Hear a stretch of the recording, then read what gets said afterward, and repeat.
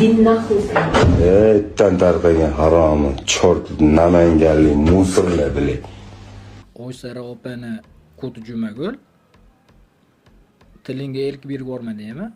Shilta. Namanganlik chortlar desa, men namanganlikman. O'shaning uchun bu videoni qilyapman. Haqiqiy chort sansan.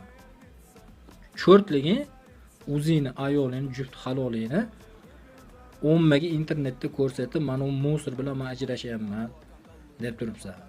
Endi xotining ham senga o'zi nimada javob qilganini o'zi eshitilib turibdi.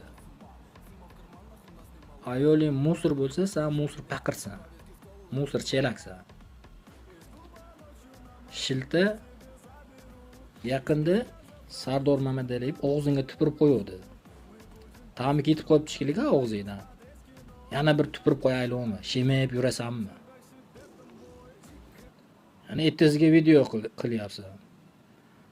Biz unaqa edi, bunaqa edi, kafiyatim yo'qdi. Po'q so'zlab qo'yimman, qaynonamni yaxshi ko'raman, yaxshi ko'rganim uchun qiziga uylangandim. O'lsam musor bitta ayol kishini yo'lga sola olmagan, bitta ayol bilan murosa qilib, ayolingga gapi o'tmaydigan bir xezalak ekansan-ku. Ya'ni ko'chada erkaman deb yurishingga. Sen to'g'risi gap o'g'il bo'laman deb yurma. Erkak kishi ayolga gap o'tish kerak. Ayoli eriga seni ayoling qilgan javob qilmaslik kerak. Sen o'zingni oilada erkakligingni, oila bo'shliqligingni o'sha xotiningga ko'rsata olmagansan. Shuning uchun sen ko'chada men erkakman deb katta gapirmagan. Haqiqiy musor paqir qozon quti tog'ara ekansan.